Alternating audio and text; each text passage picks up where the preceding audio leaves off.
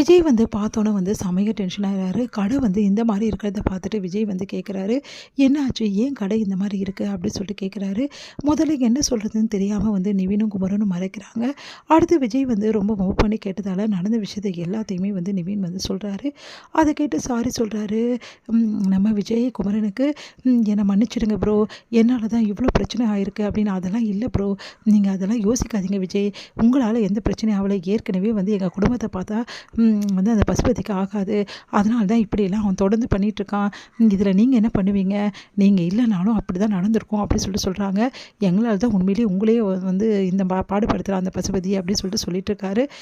என்னதான் இருந்தாலும் என்னால் தானே இவ்வளோ பிரச்சனை ஆயிடுச்சு அப்படின்னு சொல்லிட்டு ஐயப்பனுக்கு கால் பண்ணி நிறைய பேரை வர சொல்கிறாரு. இந்த இந்த இடத்துல க்ளீன் பண்ணணும்னு சொல்லிட்டு ஆளை வர சொல்கிறாரு. வேணா விஜய் நாங்களே பார்த்துக்குறோம்னு சொல்லிட்டு எவ்வளோ சொல்கிறாங்க. அதெல்லாம் கேட்காத விஜய் என்ன பண்ணுறாரு, ஐயப்பனை வர வச்சு ஆளுங்களாம் வர வச்சு கடையெல்லாம் ரெடி பண்ணுறாரு. இந்த சூழ்நிலை அங்கே வராங்க நம்ம வந்து காவேரி வந்து பார்த்துட்டு மனசு கஷ்டப்படுறாங்க. கடையை, "நீங்கள் எதுக்கு இங்கே வந்தீங்க விஜய்ன்னு?" சொல்லிட்டு விஜயை திட்டுறாங்க. "இந்த மாதிரி நீங்கள் வந்திருக்கிறது ரொம்ப பெரிய தப்பு. போலீஸ்காரில் மாட்டினா பெரிய பிரச்சனை ஆகிடும்னு" சொல்லிட்டு வார்ன் பண்ணுறாங்க. விஜய் வந்து, "இல்லை, நான் இப்போவே அந்த பசுபதி ஏதாவது ஒன்று பண்ணியே தீருவேன். நான் விட மாட்டேன் அந்த பசுபதின்னு" சொல்லிட்டு பயங்கரமாக டென்ஷன் ஆகிறாரு. அப்புறம் காவேரி சமாதானப்படுத்தி அனுப்பிச்சு வைக்கிறாங்க. நிவினும் வந்து விஜய் கூட போயிட்டு அவரை சமாதானப்படுத்துறாரு. விஜயும் நிவினும் வந்து ஒரு திட்டம் போடுறாங்க. அதன்படி வந்து பசுபதி வந்து எப்படியாவது வந்து பிடிக்கணும் அப்படின்னு யோசிக்கிறாங்க. அதன்படி வந்து பசுபதி இருக்கிற இடத்த நிவின் வந்து தெரிஞ்சுட்டு வந்துடுறாரு. அடுத்து பசுபதி இருக்கிற இடத்துல வந்து போயிட்டு என்ன பண்ணுறாங்க, நிவின், குமரன், நம்ம விஜய் எல்லாருமே சேர்ந்து பசுபதி வந்து படைக்கு பிடிக்கிறாங்க. பசுபதியை வந்து ஒரு இடத்துக்கு கூட்டிகிட்டு போகிறாங்க. அங்கே தாத்தாவும் இருக்கார். தாத்தா பார்த்துட்டு பசுபதி அதிர்ச்சி அடைகிறாரு. "நீங்களும் இதில் கூட சேர்ந்துட்டிங்களா? இவ்வளோ பெரிய மனுஷனாகி இவங்களுக்குலாம் புத்திமதி சொல்லாமல் என்ன இந்த மாதிரி கூட்டின்னு வர சொல்லியிருக்கீங்க?" அப்படி சொல்லிட்டு கேட்குறாரு. "உன்ன மாதிரி ஆளுங்களுக்கெல்லாம் இப்படிலாம் புத்தி சொன்னால் தான் தெரியும். என் பேரனையே நீ இந்த மாதிரி பண்ணியிருக்கியா? அந்த வெண்ணிலா பொண்ணு உனக்கு என்ன பாவம் பண்ணா?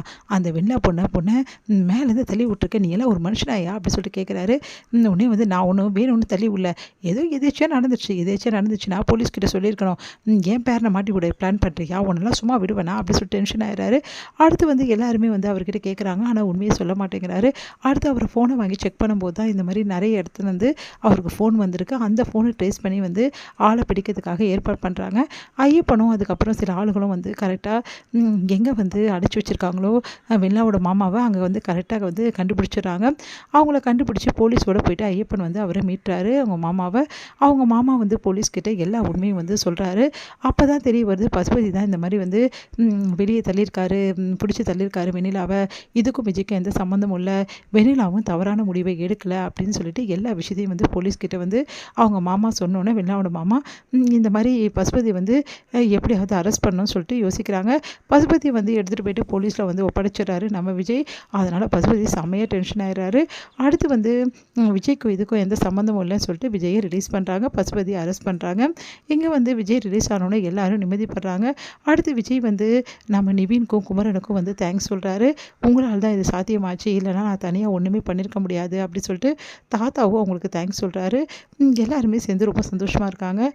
அடுத்து வந்து எங்கள் தாத்தா யோசிக்கிறாரு, இதுக்கப்புறமாவும் காவேரி நீ ஏன்பா பிரிஞ்சிருக்கணும்? 2 பேரும் வந்து ஒன்றா இருக்கலாம்ல. அதுக்கு தேவையான ஏற்பாடுகளை எல்லாமே வந்து பண்ணணும். நானும் வந்து சாரதா கிட்ட வந்து பேசுகிறேன் அப்படின்னு சொல்லிட்டு சொல்கிறாரு. உடனே வந்து, "இப்போ பேச வேணாம், கொஞ்ச நாள் ஆகட்டும்.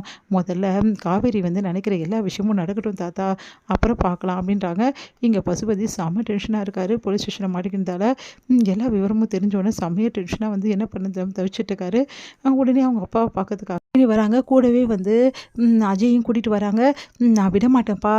நீங்கள் இல்லைனா என்னப்பா, நான் அந்த விஜயை பழி வாங்க விட மாட்டேன்றாங்க."